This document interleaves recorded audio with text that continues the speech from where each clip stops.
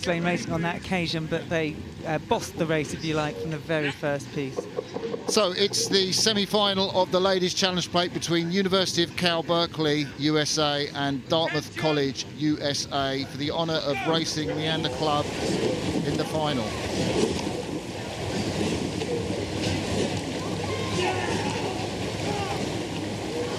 Cal look very smooth and way off, don't they?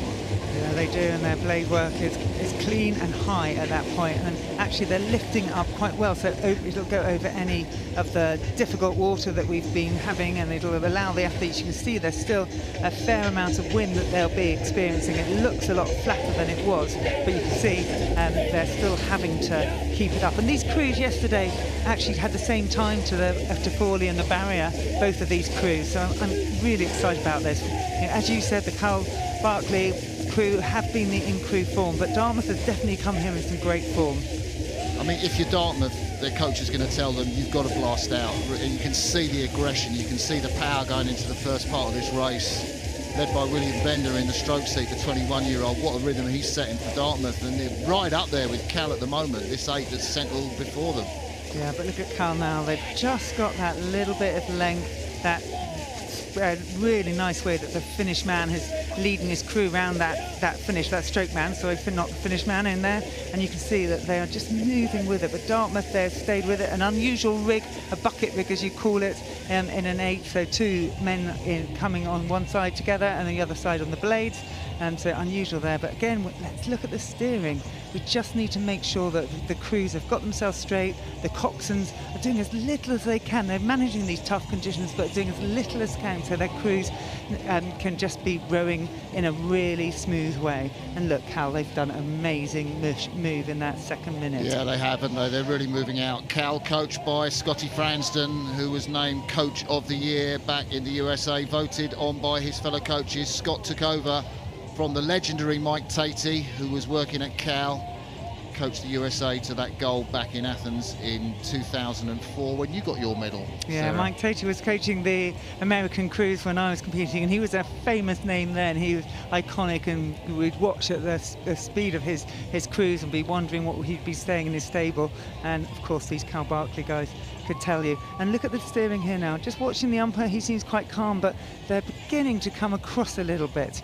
I think it's actually Dartmouth that are a little bit away from their station. They're the crew in the green. They're a little bit behind, and they have moved over. So that's put them into the worst water rather than Cal moving over too much. But both crews preferring the middle of the course. A lot of power in this Dartmouth College crew. Miles Hodgins in the 4-seat, I think.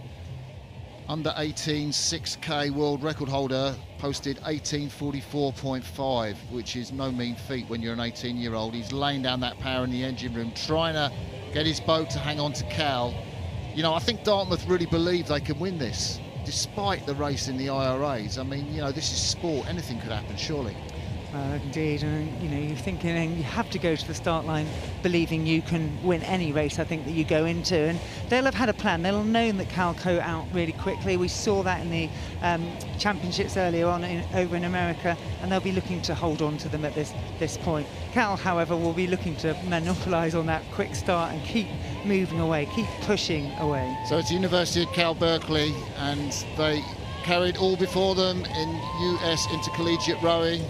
Dartmouth are hanging on. It's a fantastic row from Dartmouth. If you're watching this back in the USA and you're supporting Dartmouth, you can be really proud of what your boys are doing. Look, they've got an overlap, and they might even be edging back on Cal. And if you're watching this on the west coast in the USA, your boys look good, but they are being put under pressure they've not experienced before. And look at this. We talk about chaining in the rowing boat, and look how much the boat with the green and white blades are covering. So each side of the boat you get 4 puddles, and then what we're seeing is it's stepping away, especially on this side. So that it means that they're moving really, really effectively and efficiently. So Cal got the giant Italian who finished in the B final of the Olympic quad sculls, the young Giano Di Mauro, the 20-year-old, pulled a 5:45 on the rowing agometer. He's got amazing power. You've got Angus Dawson in that boat back in the 3-seat. Scotty Fransden said, you know, he doesn't mind being in the 3-seat, even though he rowed 7 in the Aussie Men's 8 in Tokyo. But the best rower in the boat, the 6-man, Tim Roth, just 20 years of age. He is just a sensation. I think he's a freshman come into this boat, so Cal is packed through, but Dartmouth are still moving back on them. Wow, didn't expect this at all, Sarah. Yeah, and it's interesting, isn't it? Their cox Conashian will be telling the Nat, he'll be letting them know. He missed racing at Henley this year after not being able to go to high school last year due to COVID, and so many of these young athletes will feel they've missed out in the last 2 years, and it's absolutely incredible to be able to come here to Henley Royal Regatta now and have these experiences. The great Giano Di Mauro has come back from being with the Italian team. Of course, he's a fantastic single sculler, but he has been subbing in the Italian quad. I think he will maybe go and race with the Italian quad in Lucerne on the Lotse, so he's come back specially for this race. He's adding his power, trying to keep California in front, but Dartmouth are coming. I think they haven't got enough water. I'm looking out, and now there's what, about 20 strokes left, Sarah? Yeah, look at it. We've got Cal coming in. They've kind of come away a little again from their booms as well, so they feel really comfortable. They'll be hearing the crowd at this point, and they'll be sensing that finish line. So we come up to the finish. The blue and yellow blades from Cal, Berkeley, from the west coast of the USA. They will take this semi-final of the Ladies Challenge Plate and go on to face the might of Leander. But Leander will be pleased with what they've seen here, because Dartmouth pushed them really close. What a great row from Dartmouth. I think that'll probably be one of the rows of the season for the crew from the East Coast. And Cal know they've been in a race there. Yeah, amazing what happens in these side-by-side racing. Getting out fast doesn't mean you're going to be able to boss the race. Dartmouth, they held on, and they tried to take the opportunity at the end. Cal, however, got that victory.